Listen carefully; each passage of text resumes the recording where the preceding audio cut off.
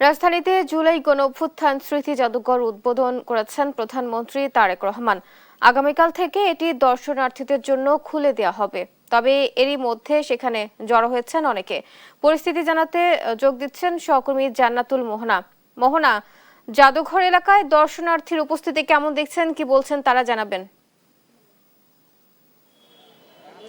আজ থেকে ঠিক 2 বছর আগে যে স্থানটি জনসাধারণের জন্য প্রায় নিষিদ্ধই ছিল, সেই স্থানটি আগামীকাল থেকেই উন্মুক্ত হয়ে যাবে। সর্বস্তরের জনসাধারণ প্রবেশ করতে পারবে জুলাই গণ অভ্যুত্থান স্মৃতি জাদুঘরে।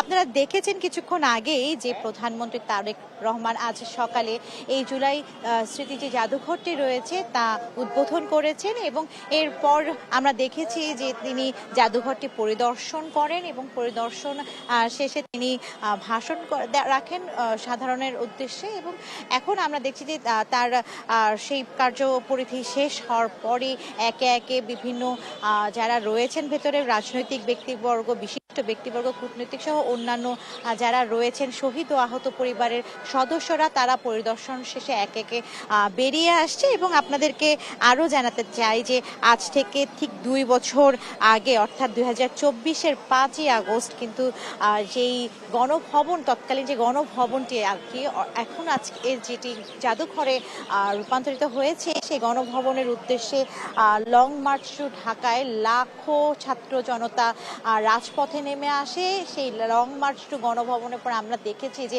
এই জনতার যে লাখো জনতার যেই রাজপথের ভিড় দেখে তখনকার যেই স্বৈরাচার সরকার ছিল তার পতন ঘটে এবং দেশ ছেড়ে পালিয়ে যেতে বাধ্য হয়। এবং এরপরে আমরা দেখেছি যে অন্তর্বর্তীকালীন সরকার আসেন এবং অন্তর্বর্তীকালীন সরকারের তখনই উদ্যোগ নেন যে এই স্মৃতি সম্বলিত যে জায়গাটি রয়েছে সেই জায়গাটিকে জাদুঘরে রূপান্তরিত করা, এবং এখানে থাকবে জুলাইয়ের সেই উত্তাল দিনগুলোর বিভিন্ন স্মৃতি যা ছবির ফ্রেমে কিংবা ভিডিও চিত্রের মাধ্যমে ধারণ করা হয়েছে। এবং আপনাদেরকে বলতে চাই যে আজ জনসাধারণের জন্য কিন্তু এই জায়গাটি উন্মুক্ত নয়। আমরা সকাল থেকে দেখেছি যে তেমন ভিড় ছিল না, কিন্তু রাজনৈতিক দলের যারা নেতৃবৃন্দ রয়েছেন তারা এখানে এসেছেন।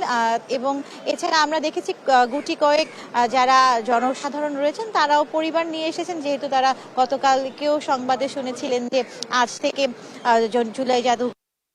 জুলাই স্মৃতি জাদুঘরকে তারা জেনেছিলেন যে উদ্বোধন করা হবে। তারা সেই আশা নিয়ে কিন্তু তারা এসেছিলেন পরিবার নিয়ে, কিন্তু এসে দেখতে পাচ্ছেন যে আসলে আগামীকাল থেকেই এই জাদুঘরটি আসলে সর্বসাধারণের জন্য উন্মুক্ত করা হবে। তো তারপরও তারা কিছুটা আশাহত হলেও তারা বলছেন যে যেহেতু আজ উদ্বোধন হয়ে গেছে, তো সেই ক্ষেত্রে তারা অপেক্ষায় রয়েছেন যে তারা হয়তো আগামীকাল কিংবা তারপরে বা কোনো এক সময় এসে এই জাদুঘরটি পরিদর্শন করার সুযোগ পাবেন এবং সেই উত্তাল সময়ের যে স্মৃতিগুলো রয়েছে 24 জুলাইয়ের, সেই স্মৃতিগুলোকে আসলে আরেকবার নিজ চোখে সচক্ষে দেখতে পারবেন।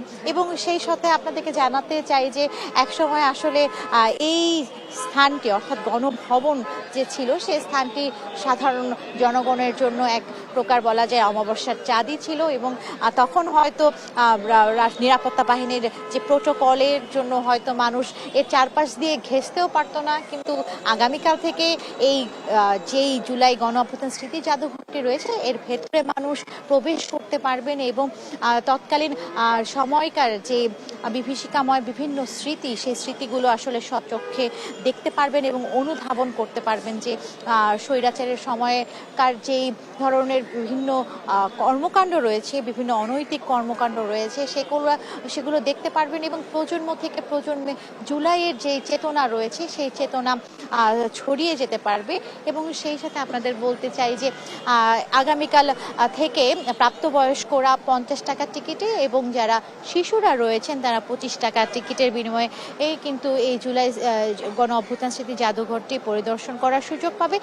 তবে এক্ষেত্রে অনলাইনে আবেদন করতে হবে এবং প্রতিদিনই কিন্তু আবেদনের জন্য একটি নির্দিষ্ট সংখ্যক স্লট থাকবে এবং নির্দিষ্ট সংখ্যক দর্শনার্থী কিন্তু সেই সুযোগটি পাবেন।